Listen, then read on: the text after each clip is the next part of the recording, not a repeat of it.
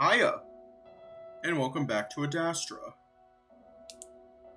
the game that gave us all emotional damage in probably the worst way possible. There's a quick thing, I did redesign this character, but I did a horrible job doing that. So I might show it at the end of the stream. If we even make it to the point and we're all just mentally prepared.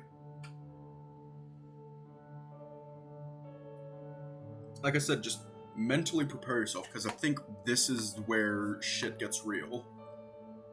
Anyways, let's just jump right in. But as soon as the sun starts shining through the opening in the roof, I'm up and ready for Virginia to come get me. But that doesn't happen until about an hour later, and Neferu only lifts his head for a moment when the wolf enters before groaning and dropping it back to the pillow. I'm hoping that he doesn't remember what happened yesterday, for his sake. The amount of anticipation in the air is almost too much for me to handle as I follow Virginia to the throne room. It's a feeling that I haven't felt since the trials, since when I thought I was about to be able to fly back home. Now, though, it's the anticipation that I'll be able to get Amicus out of the dungeons. We pause at the door, Virginia glancing at me. Remember, speak only if absolutely necessary. This is of utmost importance. I nod silently. I get the feeling that she hadn't wanted me to come, but Neferu probably insisted. The wolf reaches out and presses the panel, opening the door. I follow her in and immediately spot Cassius on his throne, still on his little booster seat, but there's someone else too. Okay, I was actually wrong. I don't think this is where shit gets real. We'd chosen today because Cato still hasn't returned from his trip, thus leaving Cassius alone. Now, though, Alex is here, kneeling beside the throne, his head on the armrest while Cassius strokes his head, his other paw occupied with a tablet-like device. He glances up. Ah, sister, and Marco, what was it you needed? Virginia is silent until we stop at the base of the steps. I come to a stop just behind her to her left. Cassius narrows his eyes as he looks down at us, probably realizing that this is no ordinary visit. Meanwhile, Alex just stares at us inquisitively, looking innocent and oblivious as he always tries to. Brother, I have something very, very important to discuss with you. Cassius regards her for a moment, then glances at me. Why is he here?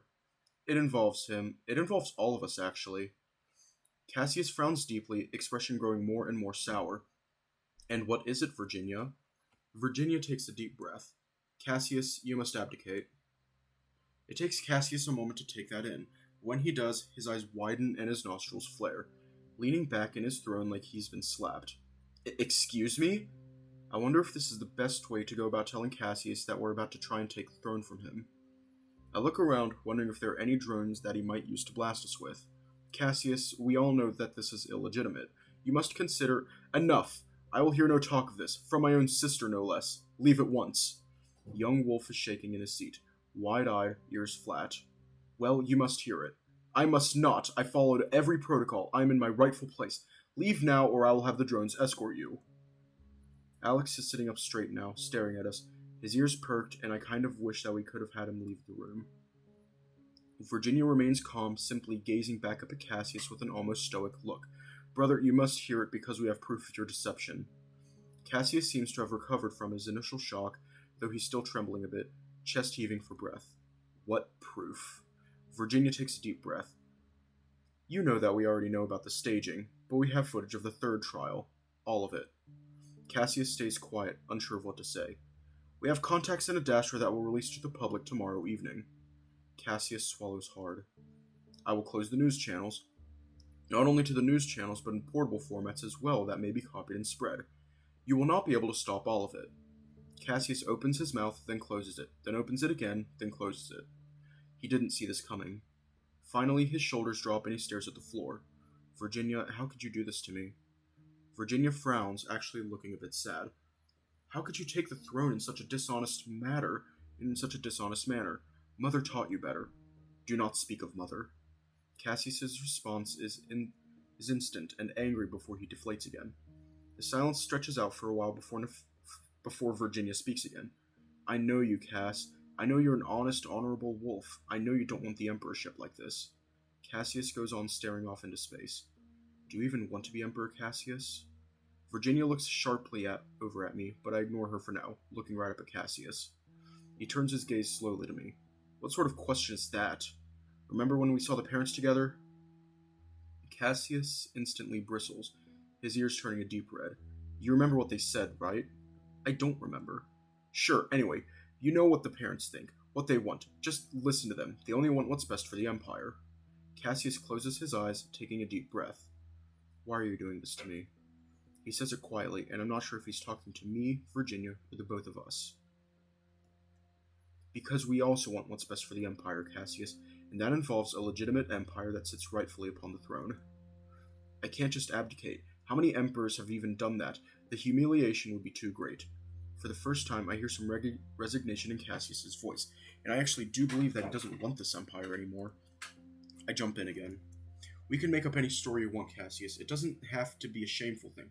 We can make it seem honorable, even though I think it already is if you do step down. Again, Cassius is silent, and I can only imagine all of the things that are going through his head right now. He knows that the release of the footage will destroy his image, cause unrest, probably to the point that he'd never be able to recover if he remained on the throne. He already knows that he's been beaten. Alex, meanwhile, continues to sit at his side, just staring at the two of us. I'm surprised he hasn't said anything at all, and again, I'm not sure whose side he's on. Also, you need to demote Cato from advisor, otherwise he will become acting emperor again. Cassius looks sharply at us. We know he's behind all of this, that you're a puppet, Cassius. Cassius bristles, and Virginia shoots me with one look. But you're still the emperor. You have complete power over your advisor. You can easily cut those strings. Cassius looks about ready to say something to protest, but again he slumps down, just glaring at his knees. That would automatically make Amicus emperor. It's not a question, just a defeated statement. We don't say anything. I suppose he was always destined to be that. I was a fool to think I could make this work. Virginia's ears perk up, and I feel a swooping feeling in my chest like I just missed a step. Alex looks up at Cassius, frowning. Cassius shakes his head. I'll need to think. You said tomorrow evening? The 14th hour. Cassius sighs, then nods. I see. I will make an announcement tomorrow after breakfast. I need to meditate. Certainly. Cassius drops his paw to his lap and picks up the glass tablet again, and just like that, we're dismissed. As Virginia turns to go, I quickly speak up. Cassius, can I see Amicus again? He rolls his eyes. Gods, yes. In fact, he looks up at the ceiling. Com, set Marco's access to the dungeons as unrestricted. He'll be free by tomorrow anyway, I'm sure. Thank you. I bow because it feels like the right thing to do, but Cassius only grunts in response. I then quickly follow Virginia out into the hallway, almost skipping with relief and excitement. Holy shit, that was easy! I whisper to the she-wolf as she maintains that stoic look. It really was, wasn't it? Seems that Cassius isn't enjoying his position on the throne after all. Did he think it would be easy? I think he never looked past beating Amicus. Now that he has, well, I shake my head. If that was his only reason, then he deserves this. Well, I don't believe it was his only reason. He simply didn't prepare himself beyond the trials. Virginia side-eyes me. And don't get too excited yet, just yet. Nothing is final until Cassius says the words. Yeah, but it looks like he's definitely going to. It does, yes, but remain careful and vigilant. Also, Virginia pauses as we reach a branch in the hallway where we could part ways so that I can go to the dungeons. I stop and look up at her, stepping one foot to the other, eager to tell Amicus the news. You've noted my loyalty to Amicus over the past week, yes? Yeah. At the very least, this would be deserving of some time of official position, don't you think? You want to be chief advisor, right? Yes, and you are very close to him. I'll get him to make it happen. The wolf almost looks shocked. I don't know why, though. I'd assumed this was always part of the plan. Thank you, Marco. Of course. I'll see you later today.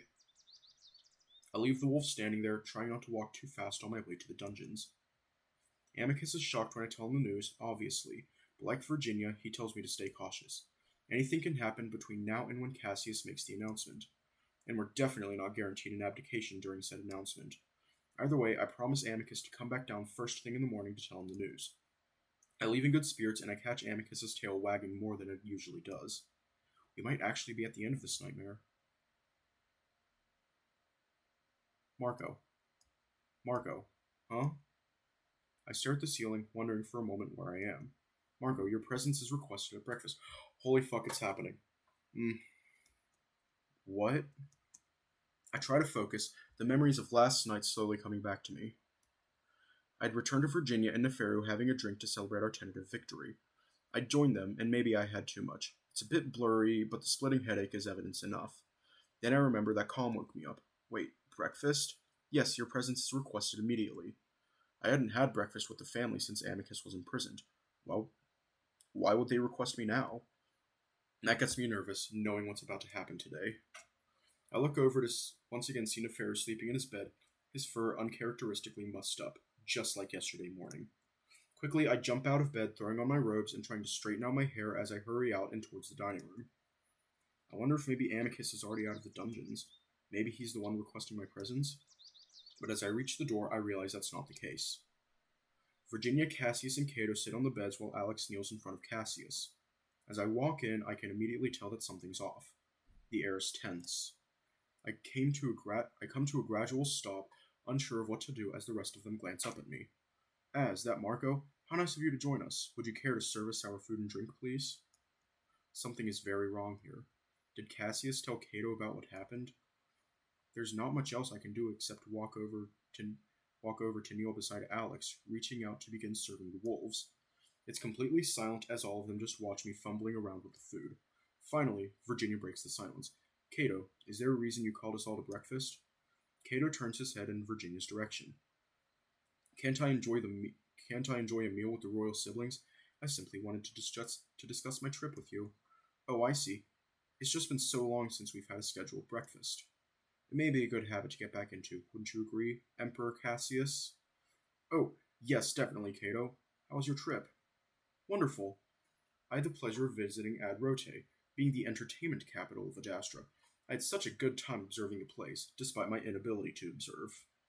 Cato starts laughing loudly, and I can tell why everyone's on edge. This isn't like Cato at all.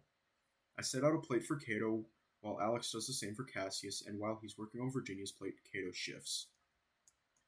Marco, could you hand us all our goblets? I am absolutely parched. I had noticed that the goblets had already been set out in front of each wolf, already filled with wine. Carefully, I hand Cato his goblet, then turn and reach for Cassius's. Fear not, these are the events that shall follow. I blink and I notice Cassius staring at me, raising an eyebrow. I hold out the goblet and my fingers twitch, but I keep a stubborn grip. I shake my head and push the goblet into his paw. I'm about to grab Virginia's, but Alex has already finished her plate and hands her her goblet as well. For a while, the wolves eat and drink in silence. At least Virginia and Cassius do. I notice Cato not touching his food at all, simply watching the rest of us. Cassius lets out a loud cough. Alex sets upon his leg in concern. Sorry, something in my throat. He takes another drink of his wine. Keep your mind and heart open, great ape. You shall receive guidance. My vision flashes, and the tension somehow builds, and I know now that something terrible is about to happen. So, Cassius, I hear you have an announcement to make this morning. The entire room freezes as the wolves stop eating and Alex stops serving. I sit there on my knees, trying to keep my breathing even, trying to deal with feeling like I have voices in my head, and with Cato apparently discovering our plan at the same time. Cassius finally speaks, or tries to. He coughs again, harder this time. I notice him starting to shake, and Alex again puts upon his leg. Cassius? Cassius, what's wrong? Yes, what's wrong, Cassius? Don't you have a speech to give this morning? You might have to postpone it if you have a cough. Cassius suddenly sits up, trembling. He stares at Cato, wide-eyed, one paw moving to his throat. Cassius! He turns to Alex, reaching a paw to him, which the cat catches. I can't breathe. Cassius wheezes, looking down into his goblet. Then he suddenly spasms, curling over his stomach before another violent spasm takes him, and he arches out onto the bed, screaming. Oh God. Just, wow.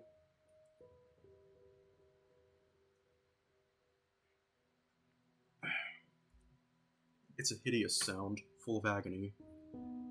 It's so sudden, I'm left to just stare in shock, still on my knees.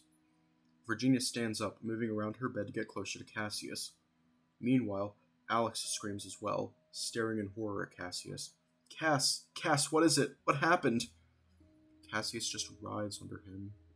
even as Alex tries to hold him down. I notice his...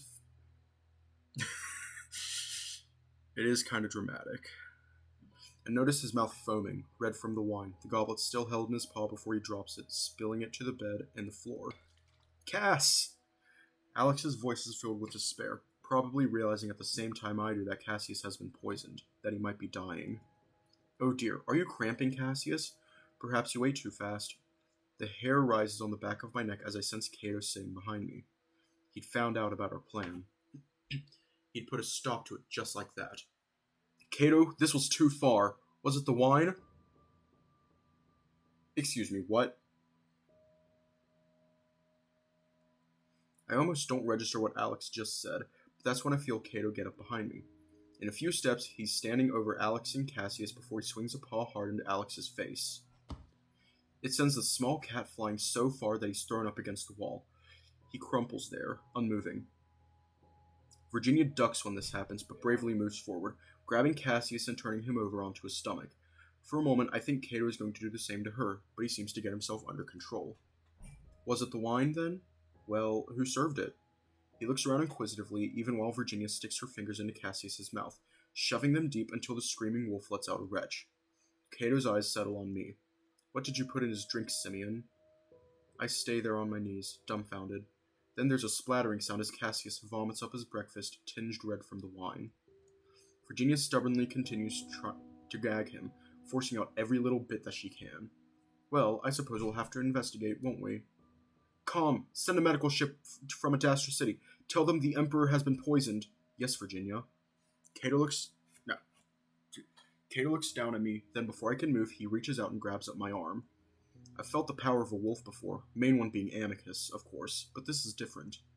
It's like he's made of stone. Cato starts pulling me toward the door, and every step feels like my arm is about to be yanked out of its socket. As Cato marches out into the hallway, I grasp at his arm with my other hand, trying to relieve the pressure somehow. The wolf stares straight ahead, ignoring me even as I try to pull away. I can walk. I grit my teeth, my hand already numb. I look left and right, trying to figure out how I might get away. There's no chance for that, though, as I realize we've reached Amicus's room. Suddenly, I find myself on the floor as the old wolf throws me violently into the room. I suggest you stay there. You have no means of escape anyway. I'll be back to discuss things with you. There's some strange humor in his voice with that last part, and before I can even look back, the door shuts and I hear another sound. A click.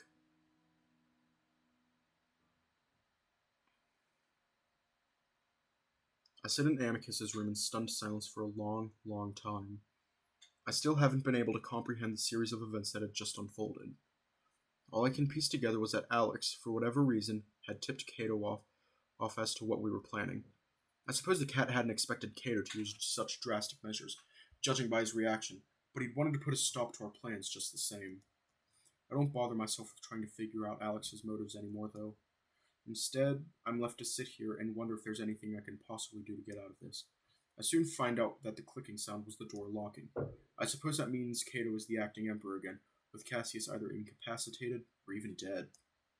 I ask Calm about Cassius's health, but he only tells me that information is not available to him.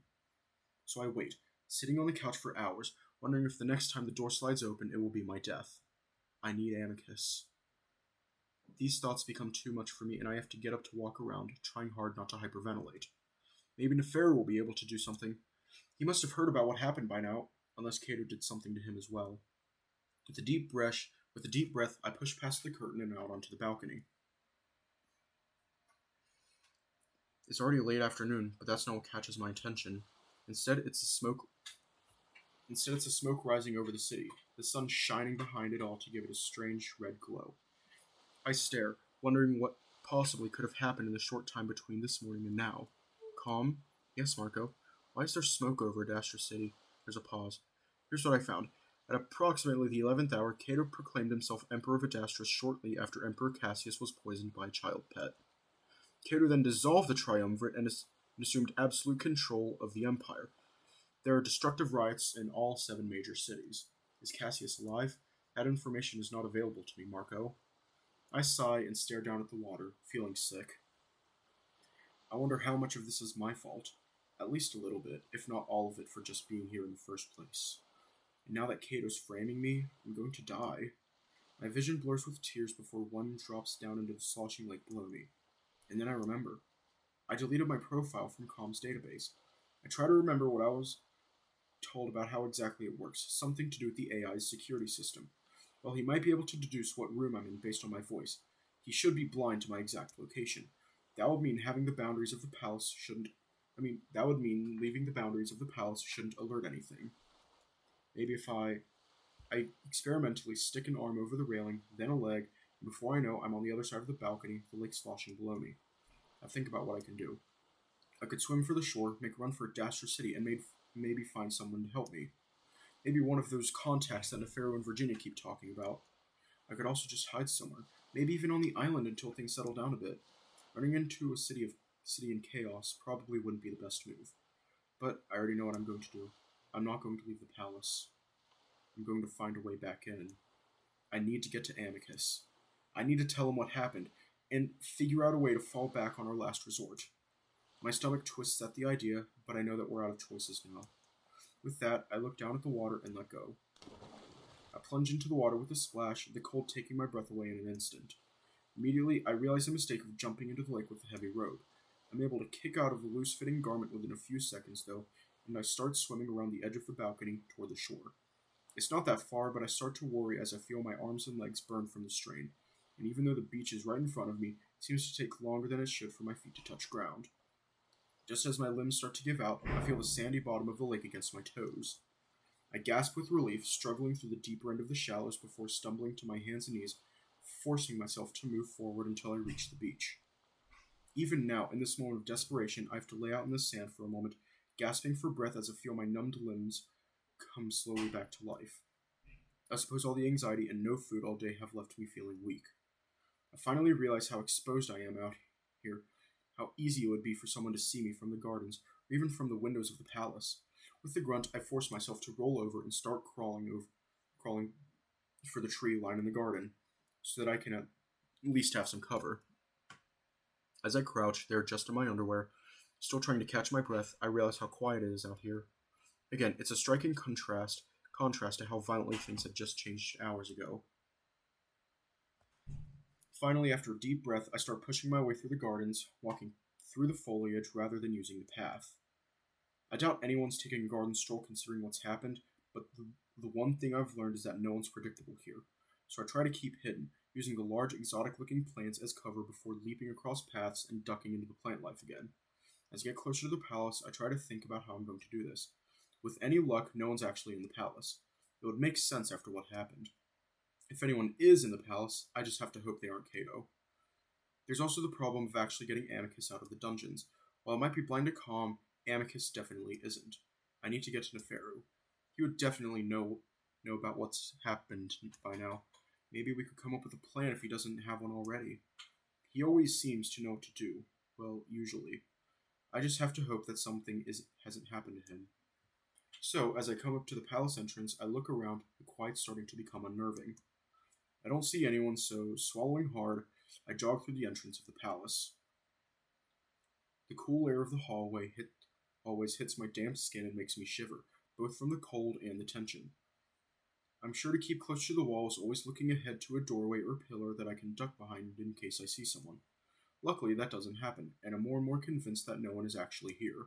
Before I know it, I'm coming up on the hall that holds Nefero's room. My breathing quickens as I get closer to the door, knowing that I'll feel a lot better if I can just have some guidance. I've been here for a while and I've gotten used to the way of things, but I'm completely out of my element now. I make it to the door and reach out, pressing the panel to slide it open. The room is empty. I stare for a moment, as if doing that will make the jackal magically appear back in his bed where I last saw him. Then I see something on the floor. Green shards of shattered glass, wine bottles knocked from the table to the floor. An ominous feeling starts to blossom in my chest as I note the purplish-red stains amongst the glass, the spilled wine dried from how long it's been there. I swallow again to wet my throat, looking to the ceiling, about to call out to Calm and ask for Nefero's location before stopping myself. I don't know if actually alerting Calm to my location is a good idea. I'm pretty sure the security portion of the AI is separate from the rest of Calm, but I don't want to chance it. I stand there for a moment, unsure of what to do now. I could go around the palace looking for the jackal. He could be anywhere, really. But seeing the glass, knowing what's happened, I'm denying what's obvious here. I just have to hope that he's okay, wherever he's been taken. I lean against the frame of the door for a moment, trying to think of what to do next. I could look for Virginia, but I have no idea where her room might be. Besides, if the state of Nefera's room is anything to go by, I wouldn't be surprised if she's been taken somewhere against her will as well. Cato probably knows everything about what we were planning. There's really no other choice but to go into the dungeons, tell Amicus about what's happened, then maybe he'll know what to do. Just as I'm turning to go back into the hall, though, I hear footsteps. I quickly draw back into the room, reaching up to the panel to shut the door again. Before I do, though, I hear something else. The sound of muttering in a very familiar voice. I linger just inside the room, listening as the voice draws closer. Oh dear, oh Gallon, this is too much, too much! I grit my teeth, listening as the cat comes closer, sounding like he's alone. I suddenly make up my mind as to what I'm going to do next. I'm going to be killed! I'm going to be killed! What was I thinking? At that moment, the cat passes the doorway. He's got his paws up to the sides of his face, too busy staring at the ground to even notice me. He's close enough that all I have to do is reach out and grab him by the straps of his robe before yanking him into the room as hard as I can. Immediately, the cat shrieks, the sound bending comically with the force of my tug.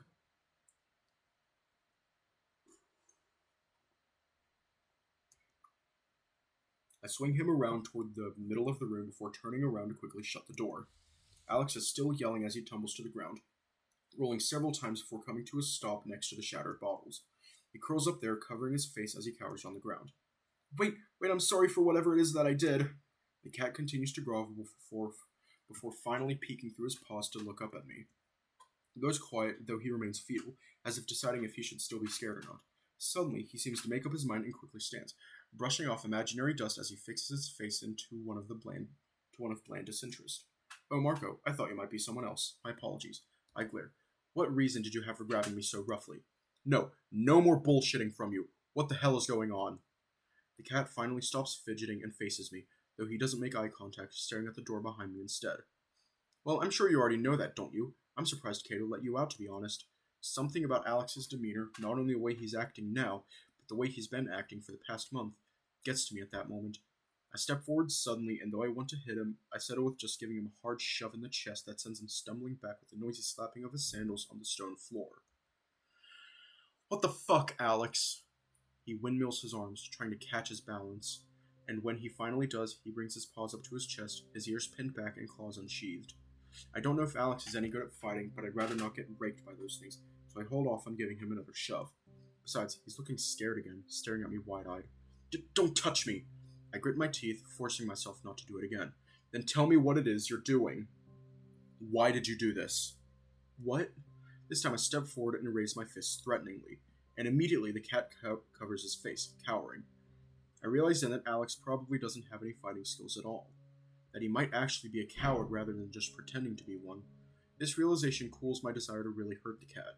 Instead, I just wait again until Alex lowers his paw, looking at me with fear. I guess that's a good thing.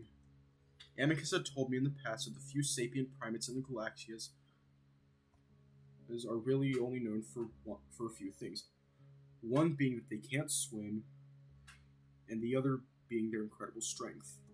I suppose it's a good reputation to have, even if it's not true for humans, but Alex wouldn't know that. I take another threatening step forward. Tell me. Alright! I'm surprised by the cat's sudden exclamation. His eyes screwed shut as he raises his paws to his head fur, tugging at it in distress.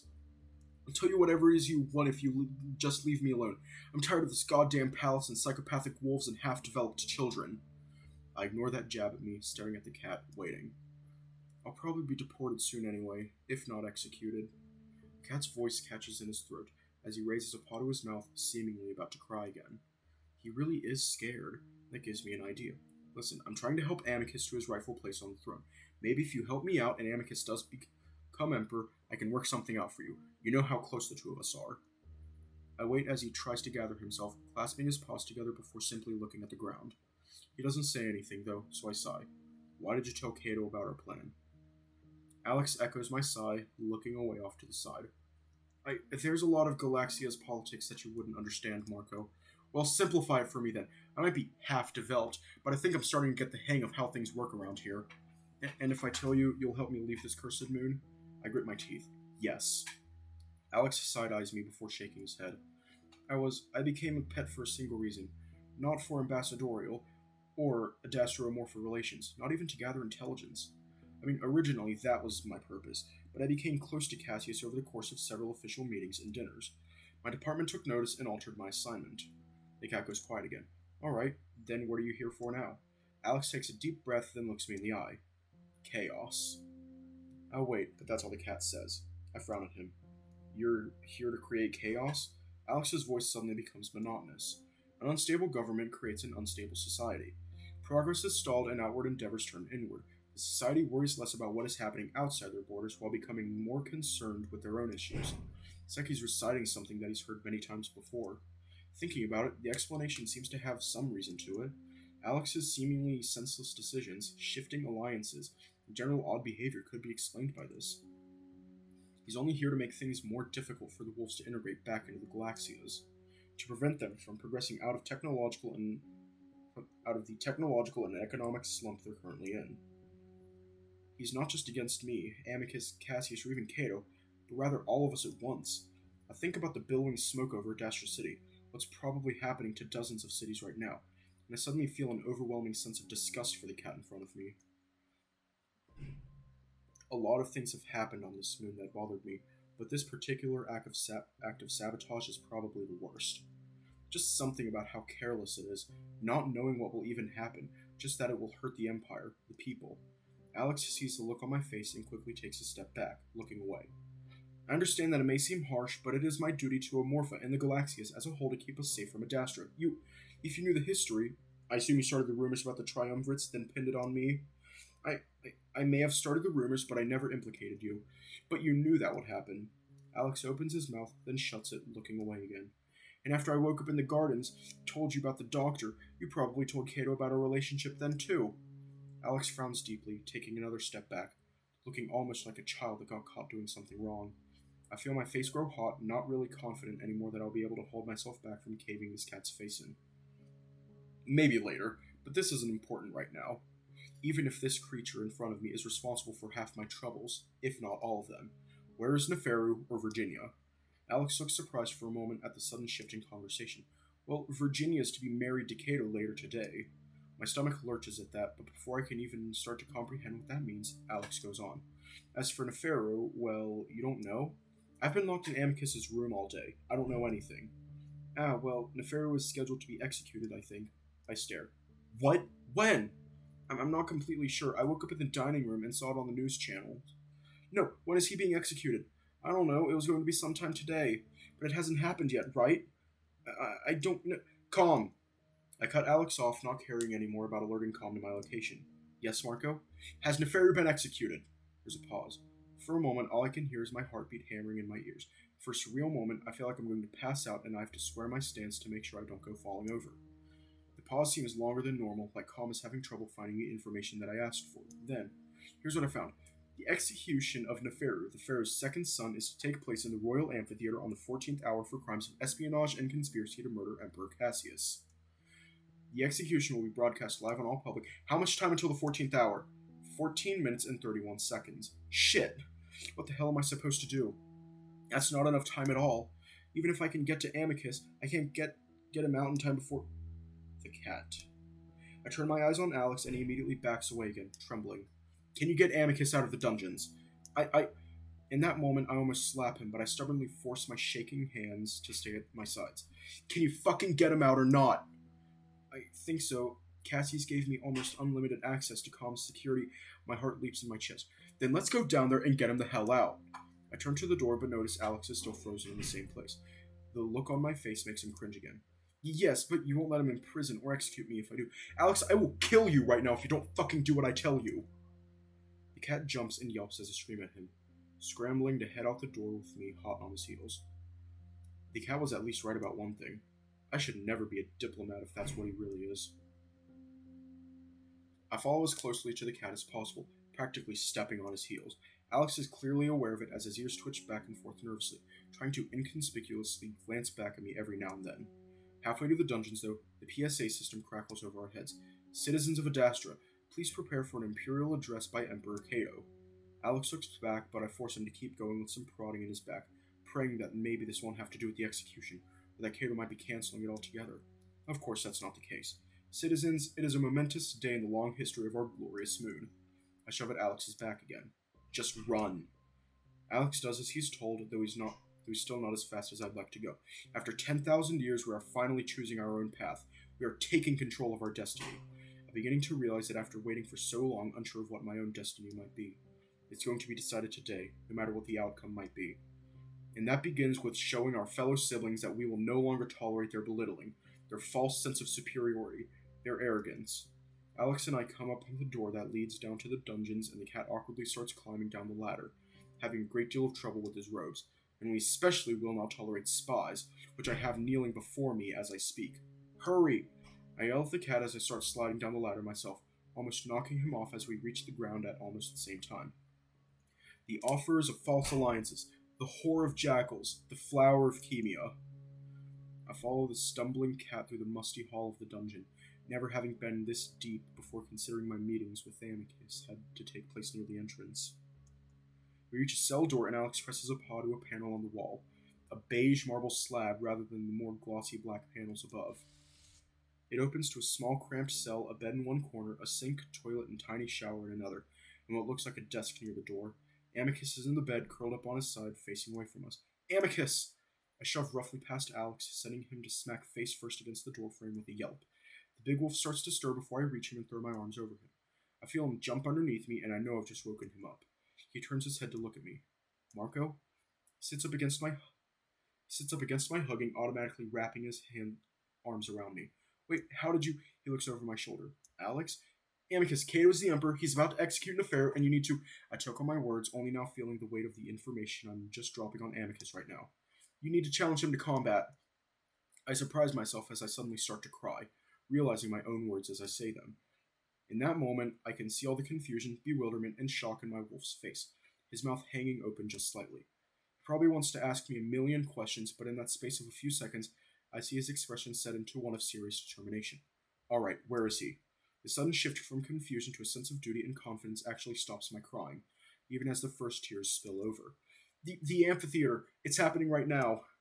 For just a moment, the wolf continues to hold me, wipes a tear away with his thumb, then gently moves me aside as he swings his legs over the edge of the bed. Alex, can I leave the dungeon? Calm, let Amicus leave the dungeons, please. Alex looks up at the ceiling, clearly unsure of what he's doing. Shall I remove Amicus from the prisoner list, Alex? Yes. It is done. At that moment, I suddenly realize then that Cato isn't being broadcast down here. Don't even know if the execution has been carried out yet or not. Amicus hops off the bed. Alright, we must move. This time, Alex is knocked on his ass as Amicus practically steamrolls him on his way out the door. I jump over the cat as I follow the wolf. Though much bigger, Amicus is still just slightly faster than I am as I sprint after him, his thundering footfalls echoing through the halls. He yells back at me as I follow. What of Cassius? Poisoned. I don't know what his condition is right now. I gasp out the answer, and I can't see his face as Amicus is silent, continuing to run. We reach the ladder, and Amicus somehow climbs the thing with 3 gigantic lunges, skipping several rungs at a time. By the time I reach the top, he's already out of sight. So now, let this be a warning to Chemia or any other sibling race. I run out into the gardens, in the direction of the amphitheater. I just catch sight of Amicus's tail as it disappears around some trees, down the trail that leads to where Cato should be. We will not hesitate to eliminate you if you meddle in our matters. There's a sense of finality to those words, and I know that we're out of time. I'm on the path to the amphitheater, and though it only takes a few seconds to make it to the end, it feels like an eternity. You are on the right path. I burst through into the clearing of the amphitheater just as I hear Amicus yell, Stop! I look down the steps to see my wolf standing at the base of the stairs, his paws out wide, standing in front of Neferu and Cato. The jackal is knelt on the ground, his paws restrained behind his back somehow, a look of dazed disbelief on his face. His face is forced to look up because Cato has a solid hold of his head fur, tilting the jackal's head up so that his neck is fully exposed. In Cato's other massive paw is a shiny gold decorative dagger, and it's just inches away from Neferu's neck. Meanwhile, directly across from me, sitting in front of the statue of Drusus, sits Virginia, a wreath of flowers on her head, looking shocked as she stares at her brother. I challenge you, Cato. I challenge you to a trial by combat for the throne, as is my birthright. It's always hard to judge Cato's facial expressions, but I can see the tightness in his jaw all the way up from up here. Who? Cato glances upward, and for a moment I wonder if somehow he knows I'm there, that he can see me. But then I notice the camera drones hovering overhead, broadcasting this to all of Adastra. The entire Empire is seeing this. Why don't we wait until this is finished, Amicus? It would be wise of you to stay your paw, Cato, unless you're afraid you'll lose the trial. In the corner of Cato's scarred eye twitches. I can tell then that Amicus is playing this all up to the cameras, and that seems to settle it for Cato. With a grunt, he pulls Neferu up to his feet by his head fur, making the jackal wince before shoving him toward the front seat where Neferu slumps down.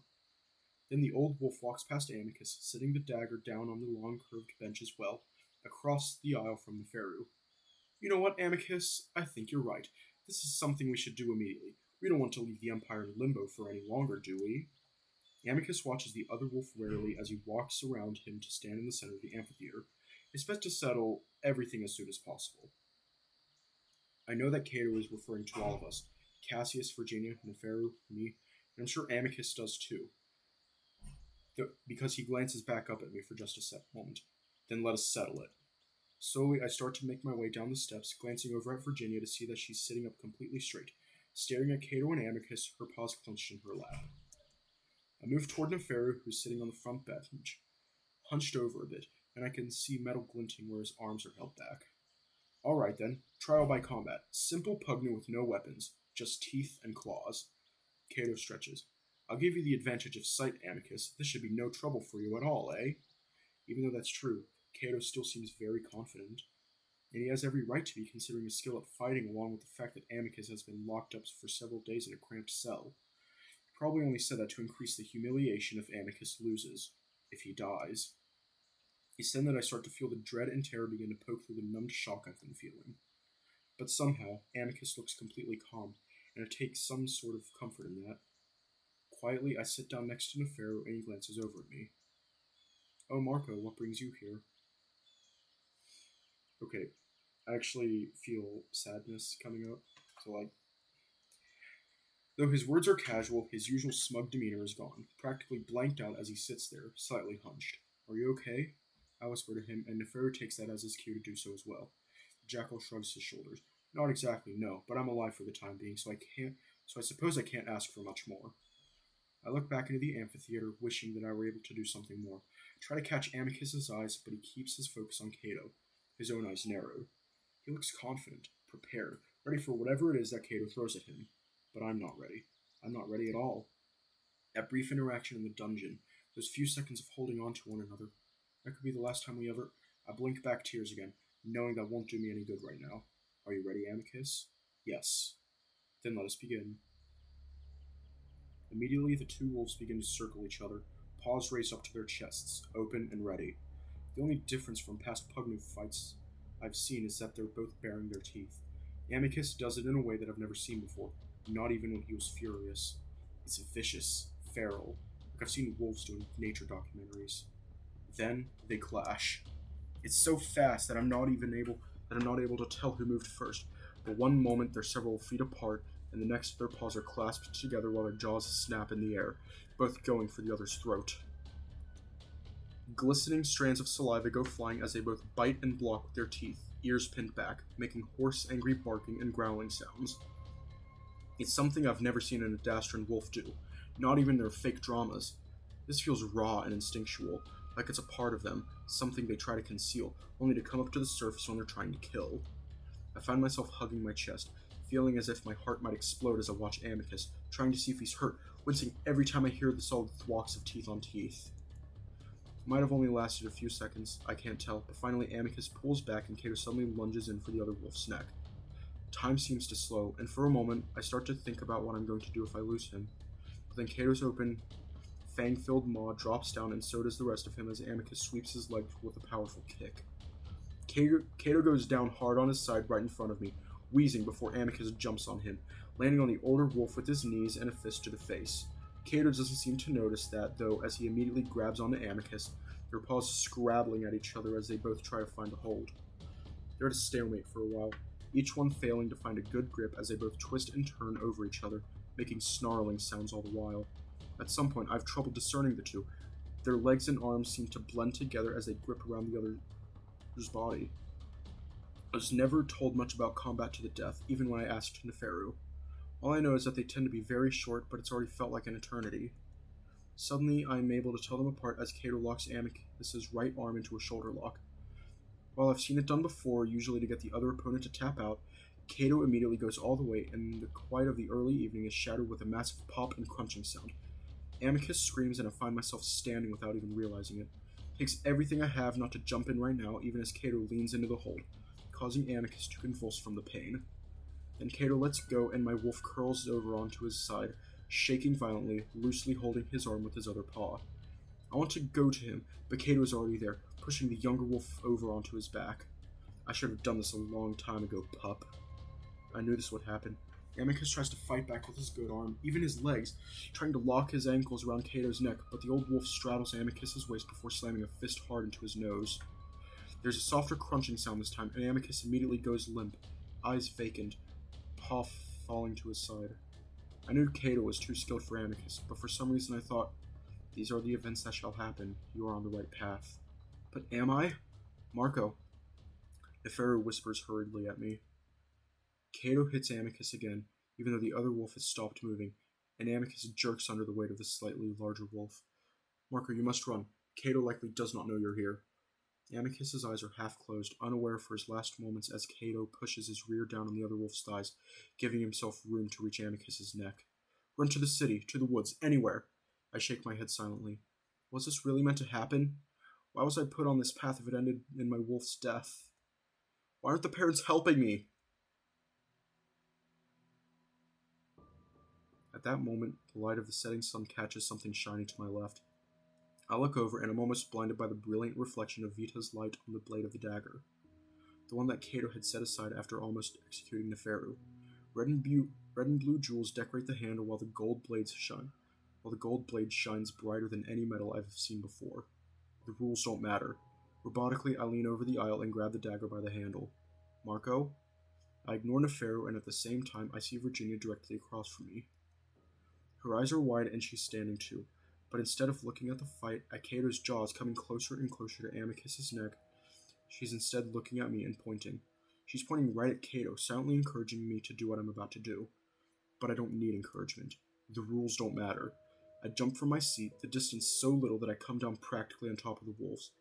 At the same time, I raise the dagger in both hands over my head and bring it down as hard as I can into Cato's back. As if in slow motion, I feel the blade slide into my target. Very easily at first, like cutting through butter.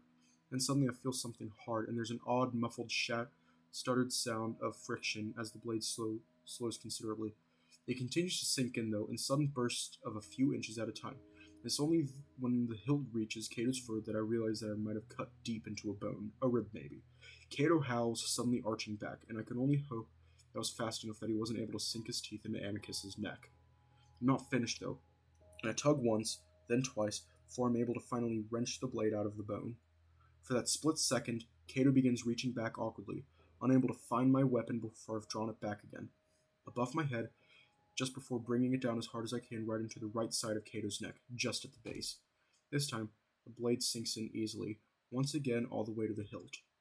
I yank it back one more time, intent on plunging it in again, but finally Cato turns on me, blindly swinging his paw out. His fingers find my right forearm as I'm raising the blade once again, and he takes a tight hold. Marco. His exclamation is part astonishment, part fury. His other paw finds the dagger, and even though I try to hold onto it, he slides it out of my hands with ease, even though he's holding onto the blade end. Blood is everywhere at this point, and I can only hope it's only Cato's. I start to back away, trying to look down at Amicus to see what's happened to him, but that's when Cato swings at me again. I feel air tickle my neck and chin, and for a moment I think I've dodged a swing, but then I see that he's holding out the blade, out to his right after having swung it at me. Something's wrong. Something's very wrong. I look down and see a sudden spurt of blood, splattering the stones below me, then another spurt, then another. I step back again and gasp, and when I do, it feels like the air comes in from two places at once, and I cough as something liquid goes down my throat the wrong way. Again, I gasp, and this time I hear a bubbling sound from my throat, and I finally understand what's happened as I raise my hands to my neck, stumbling, then falling. I expect to slam against the stone seats, but instead, it's against something furry and warm. I look up and see Neferu sitting over me as he'd moved over to catch me with his lap. He's staring at me with a look of horror on his face. Marco. He looks up. Amicus! Amicus, wake up and help him! I frown, still worried about Cato, and sure enough, as I look forward, I see the false emperor on one knee, clasping his neck, bleeding just as much as I am. His ears are perked forward, toward Neferu's voice, and I see him start to make his way toward us. Chemian. The wolf's eyes are wild, furious, focused in the direction of Neferu. He seems to have already forgotten me, even as he seems to realize that he's dying. You caused this. I feel that those words, you and this, carry much more meaning for Cato than I could ever hope to know. It's a strange moment as I lay in Neferu's lap, bleeding out. I suppose I knew Cato blamed the Chemians for most of his problems, for most of the problems in the Empire. He tried to hide it by pretending to give Amicus a fair shot at the emperorship. As that slowly unraveled, his intentions became clear, and so did his insanity. He intends to kill Neferu, to completely kill any chance of an alliance, even if it means the complete destruction of the Wolven Empire. Somehow that's a risk worth taking for Cato. The old wolf draws closer, practically crawling now, leaving heavy splatters of blood across the ground. He weakly raises the dagger, and I feel Neferu tense behind me, probably getting ready to roll out of the way, but then something wraps around Cato's neck. With a gargled choke, Cato is pulled back by Amicus before being body slammed to the ground. Then Amicus is on the old wolf, muzzle against his neck, tearing it apart. I stare in shock, then look down, away from the horror of what I'm seeing. And that's when I see myself covered in blood. So much blood. My entire naked torso is painted red, and more of it continues to pour over my chest in waves, though it's less than the initial spurts I'd seen when I was standing up. I raise my hand to my neck, still feeling that strange, cold feeling reaching deep into my throat, like everything's open and exposed to the air. I try to talk, to tell Neferu that I need help, but only a raspy, bubbling hiss comes out of my neck. I look up, seeing Neferu looking down at me, his expression again one of disbelief. I suppose it would be pretty shocking to see your friend with his neck open dying in your lap. Am I dying? I try to cover my neck again, but the gash is so deep. It feels like if I lean back too far, my head will just flop over onto my back. Vaguely, I hear Amicus' snarling sounds, along with Cato's raspy screams, sounding just like me when I was trying to talk. The edges of my vision start to go blurry and black as Neferu's face starts to fade away.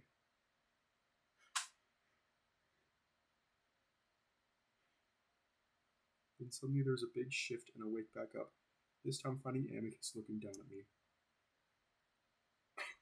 Oh my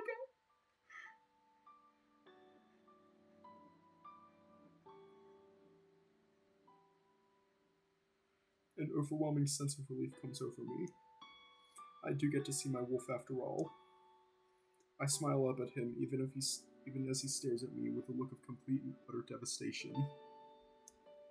No. Please, get it, Felix. Virginia, tell Alex to get Felix. His tears start to fall on my face, and I reach up, trying to brush them away like he's done for me a few times. He catches my hand before I can, though, pressing it back to my neck. You'll be fine. You're going to be fine. It's not bad. It's not bad. I actually chuckle a little at that, because this is very bad. I can tell without even being able to see it. I see the edges of my vision blurring again, and my eyes seem to try and roll upward on their own, but Amicus gives me a little shake, and that brings me back for a moment. Hey, stay here, okay? Well, stay with me, yeah? I nod deliriously, the overwhelming feeling of calm and warmth keeping me happy and full of love, even though I know what's happening. What's about to happen to me. I'm here. I try to speak, but I only send more bubbling blood out of my neck. No, you don't need to talk. I have you. How unfair. My last moments and I can't even tell my wolf that I love him.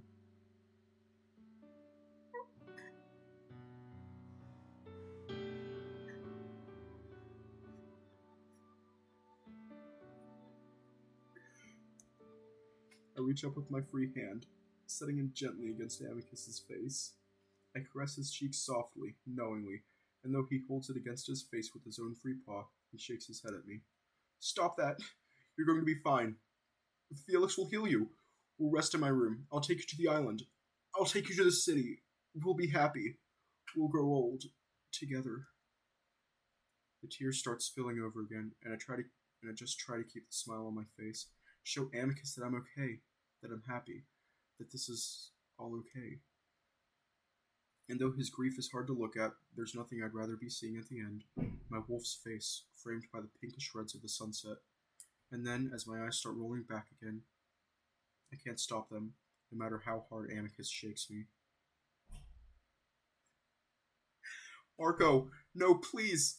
Don't leave me here! Please come back to me! You can't leave me to be alone like this! I'm here. No, no, no! Speak to me! I'm staying with you.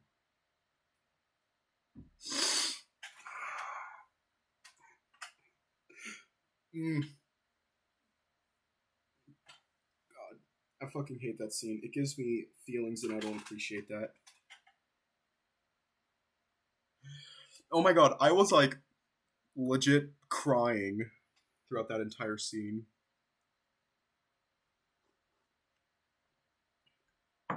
Like, there are like tears in my eyes right now. I drift through the blackness, feeling a sense of peace like I've never known before. Even though the space is empty, I feel it crowded with others. So many others. Or is it one other? I sense so many different minds and thoughts, melded together as one. Hello? We apologize for what has happened to you. We know that you are confused. We told you this could be prevented, and it will be. You will not leave him to be alone. Be at peace for now, for he will come for you. Wait for him. Amicus is the victor. All hail Emperor Amicus. The words sound hollow in Amicus's ears, and so does the faint roar of the crowds in Adastra City all the way across the lake. The wolf can only stare down at the human in his arms, suddenly realizing how light and fragile he actually is. And the blood. So much blood that paints the front of his human, that just moments ago had been so full of life. A tear drops from the tip of Amicus's nose and onto Marco's neck, mixing with the blood that has now stopped flowing from the deep gash. Air no longer bubbles from the red liquid either. A strange choking sound works its way out of Amicus's lips, one he's never heard himself make before. The overflowing sadness in his heart has seemingly run out to be replaced by something empty, cold, like there's nothing there anymore. Well, obviously he'd be feeling that way. Still, Amicus wills the human to live, to use those special healing abilities he seemed to possess, to breathe again. But even as Virginia moves to find Felix, Amicus knows that nothing can be done for something like this. Cato had very nearly beheaded the human, cutting through everything that was important. Cradling Marco's head carefully, Amicus raises the young human up to his chest, hugging him tightly, squeezing his eyes shut and feeling the welling tears pour out over his cheeks, down his chin into the human's hair. Okay, I'm actually cold right now, so I'm going to go grab a hoodie.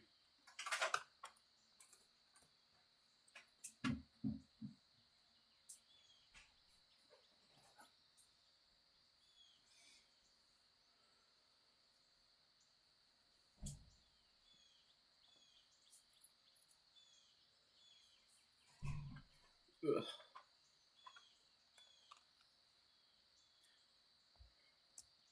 It's quiet, and Amicus opens his eyes to see Neferu still sitting there in front of him, staring in shock.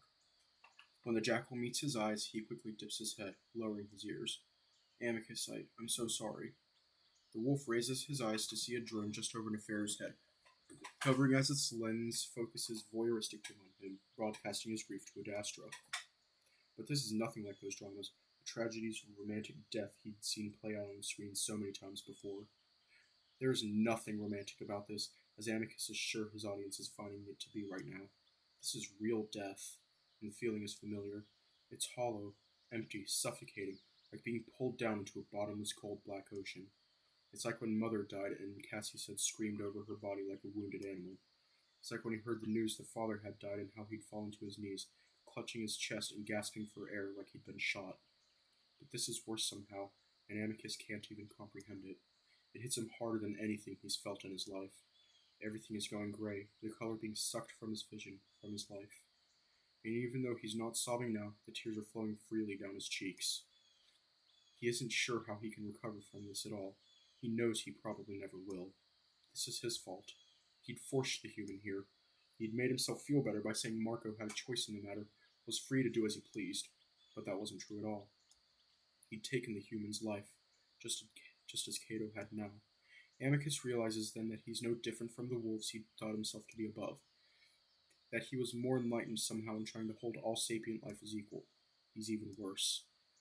And even though it would break his heart to have never met Marco, Amicus only wishes that he never brought him here in the first place, to his death. The thought brings another wave of heart-wrenching grief to crash through his hollow chest, and for a moment he almost can't breathe. Please, Marco. The young wolf whispers into the human's hair, his voice now only soft whine as fresh tears blur his vision. His teachings since he was a pup come to mind. Marco's soul, like the soul of all sapiens, is ascending to the greater intelligence, mingling with the lives of billions of others, with his father, his mother, maybe Cassius too. A place he'd also join one day. But the human soul belonged here, in his arms, not to be mixed and consumed by the parents. Not yet. That mixed singular being isn't Marco. It's like a beautiful mural being shattered, then reconstructed into something else. Marco still exists. At this very moment he exists, but it's no longer him. Amicus grits his teeth, feeling anger begin to overcome the overwhelming grief. No. No. No. How dare they? This isn't fair. The parents had spoken to Marco, had told him what to do, had led him to this point. When the human had told Amicus that he was worried about something terrible happening, Amicus grits his teeth, remembering how he'd brushed it off, even though he'd told Marco that he believed him, that he'd have nothing to worry about if he followed their guidance. No. Amicus shakes his head, still clutching onto the human tightly. Amicus? Nefer's voice is tentative, almost fearful, like he's worried about what Amicus might do. Amicus isn't even sure of that himself as he rises to his feet, cradling the human in his one good arm, easily able to do so because of their difference in size. He turns and walks quickly toward the palace, almost jogging, ignoring the various jolts of pain throughout his body. He doesn't even glance down at Cato's unmoving body as he passes by. The wolf's expression is stoic now, a strange rage bubbling just under the surface. Amicus? Nefer calls after him, but Amicus ignores the jackal, set on one thing, and one thing only. The parents might have taken his parents, maybe even his brother, but they aren't going to take his human. He won't allow it. As the wolf enters the palace, he notices Alex pacing in the hallway. He stops as he sees the wolf approaching. Amicus, I heard that you're now emperor, and... He trails off as he sees Marco cradled in the wolf's arm, the blood covering the body, flowing down a limply hanging arm to drip gently from the fingertips. Amicus brushes past the cat, eyes set straight ahead, expressionless. Nothing seems to exist outside of the wolf's tunnel vision. Soon he comes to the door he's looking for and leans forward, pressing his injured shoulder to the panel to open it, ignoring the blaze of pain that shoots through him as he does. Amicus approaches the archive, glaring at the orb, as if the machinery itself is the parents. The big wolf comes to a stop in front of it, staring up at the glowing blue structure for a moment before looking down at Marco. The ashen color of the skin is unnerving, so different from the deep tones it once had. Marco is dead. Amicus knows that, but he won't accept it. The wolf presses his face close to the human's for a moment, feeling the fading warmth before kissing him gently on the top of his head. With that, Amicus leans forward, pressing them both to the sphere. Then he connects, and he merges with the universe.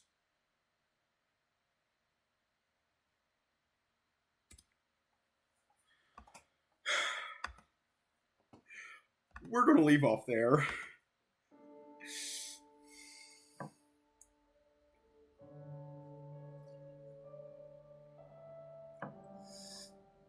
So, how are we all doing?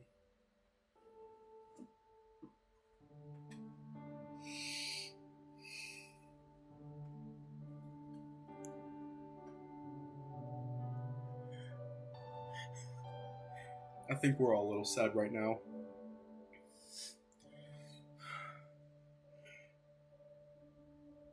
Okay, did y'all want to see the redesigned avatar that I'm probably never going to use? Because I have it loaded up right now. I'm just never going to use it because it's fugly.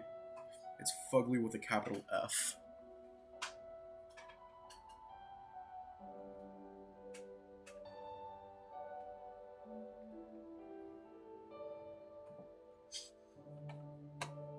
Okay, just be warned.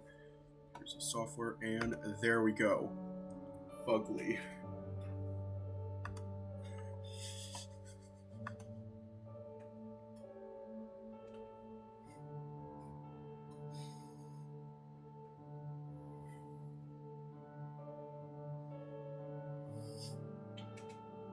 Okay. Well, I'm gonna log off, so, feel free to cry yourself to sleep tonight. No one will blame you. Stay safe. That was like looking into a parallel universe. Stay safe, and have a good night.